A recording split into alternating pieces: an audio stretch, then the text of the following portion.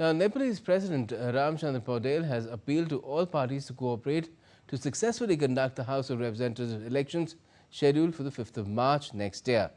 Paudel urged all parties to make good use of the opportunity gained with careful planning to satisfy the public and to conduct the elections scheduled for the date while maintaining composure. Issuing a statement on Saturday, the President emphasized that after great efforts in the extremely difficult circumstances of the country, a peaceful solution has emerged. The Constitution has survived, the parliamentary system has survived, and the Federal Democratic Republic is intact. He said people have the opportunity to advance towards a more developed democracy by completing the election of the House of Representatives within 6 months.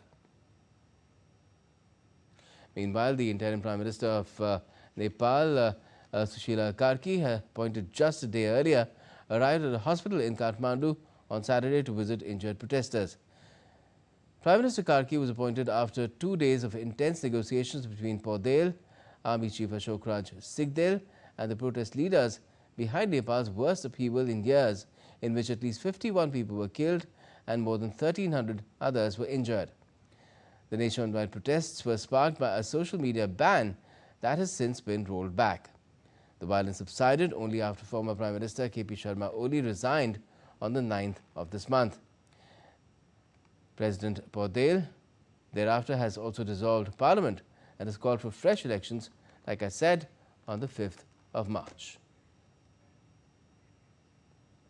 So let's talk about Nepal and its future now. Joining me now to talk about is Ambassador Anil Kumar Trigunayat. He's a former senior diplomat.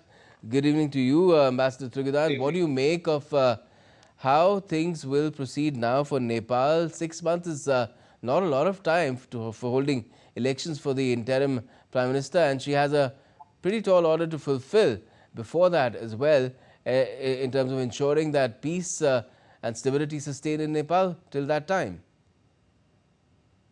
Well, Gautam, you are absolutely right. In fact, it is a daunting task for her to be able to first stabilize the country, also take the youth along, because they have placed a great trust in her, and they are completely distrustful of the current political dispensation or the political parties and their leaders, whom they call as nepotist, baby, or whatever.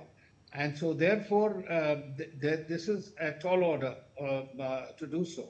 But it is also absolutely necessary that the democracy prevails in the country, democratic institutions are strengthened, and the people are able to exercise their choice once again, because at the end of the day, the people get the government they deserve or they want for, and they vote for.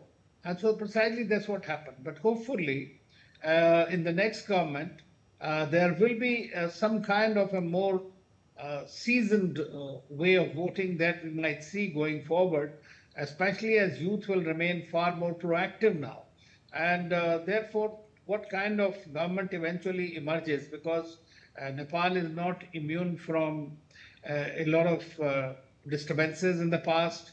It has seen changes in its political leadership and swings between different parties, but this time the Communists and the Congress had gotten together and were trying to work out something which apparently was seen by the locals, the youth especially, as cheating them, frankly.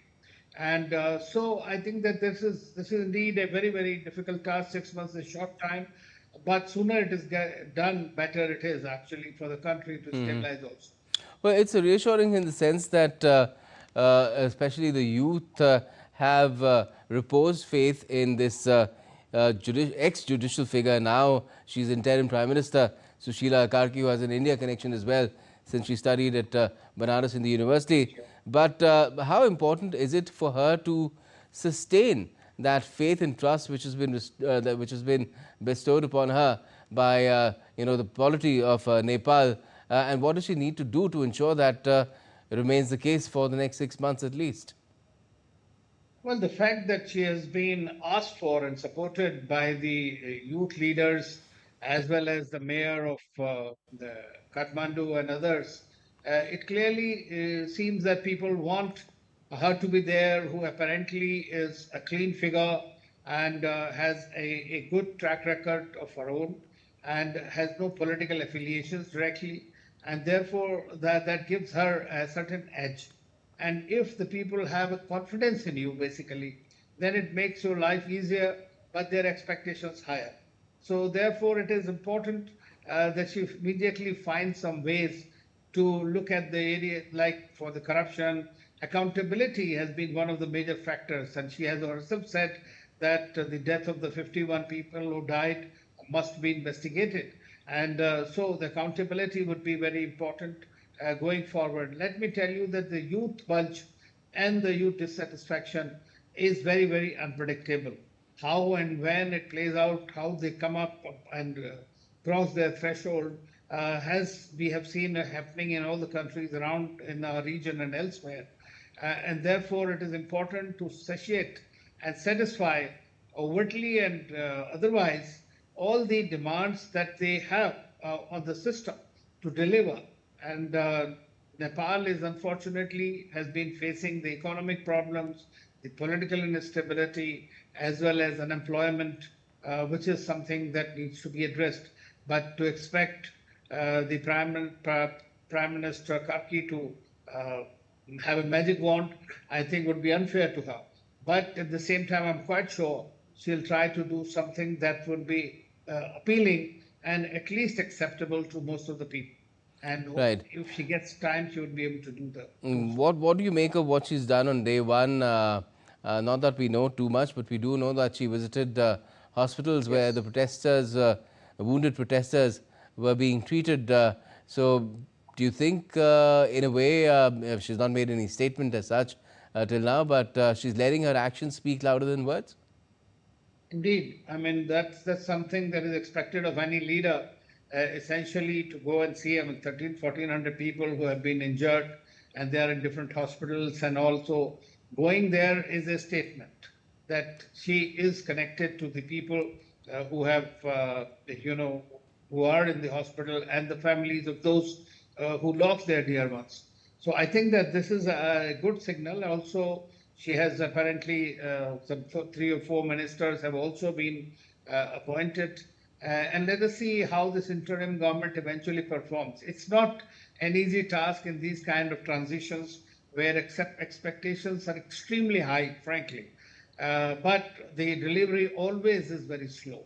It is not because the individual doesn't want to do something, but it is also because of the structural problems and the inequities that exist in the socio-political environment in the country.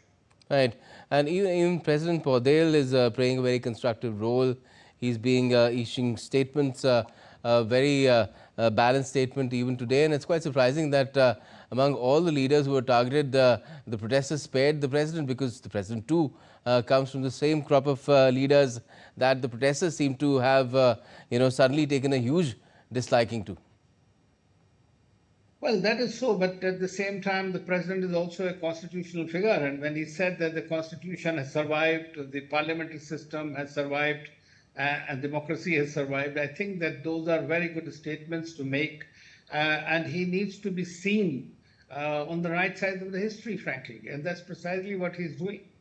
Prime Minister Modi has also lauded, the people, even among the youth who were part of the cleanup drive, and has expressed all kinds of supportive sentiment for Nepal as well and its people, and welcomed that Prime Minister Kharki has been appointed as the interim PM.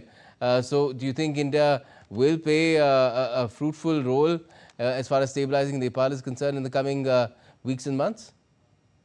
Well, I think that India and Nepal have had a very special relationship, frankly. It's more like a familial relationship. And then Prime Minister very clearly mentioned about the historic, the familial, the cultural, the all kinds of connect that we have with Nepal. And obviously, with all our neighbors, frankly, and especially with Nepal, we have been very connected. India has been providing all kinds of assistance. Of course, there is a geopolitical environment that plays out all the time. There are bigger actors also trying to, do their own things. But India, as you know, has always supported the construction, the development, and the constructive role that India has played all the time in the region. Sometimes, of course, we have gone off rails, But I believe that Prime Minister Modi has assured fullest assistance, whatever is required, and that is something that India has genuinely provided for our Nepalese friends. Right. But overall, in the case of Nepal, do you feel that the challenge is quite huge because it is perhaps that the youth particularly who took to the streets, a lot of them are jobless, one-fifth for those between the age of, I think, 19 to 24 are jobless these days in Nepal. They expect some kind of new polity, a cleaner polity to emerge. Do you think 6 months is enough for that? No, no, 6 months is really not enough, especially for an interim government which will have many other challenges to address because economy is also not in a good condition in Nepal. Moreover, as you know, the large number of youth is gone abroad in different countries. They have been sending 35% of the GDP is essentially coming out of the remittances. And when they see that the money that is coming is not being deployed properly, it is being pilfered or through corruption or whatever, naturally the dissatisfaction is very much there. So I believe that when you have a government that is transparent and clean, even if in the interim, I think the people will be far more accommodating than they would have otherwise. And we have seen in the last few days, their ire has come against those politicians who have identified themselves with some kind of a nepotism and corruption that was quite evident.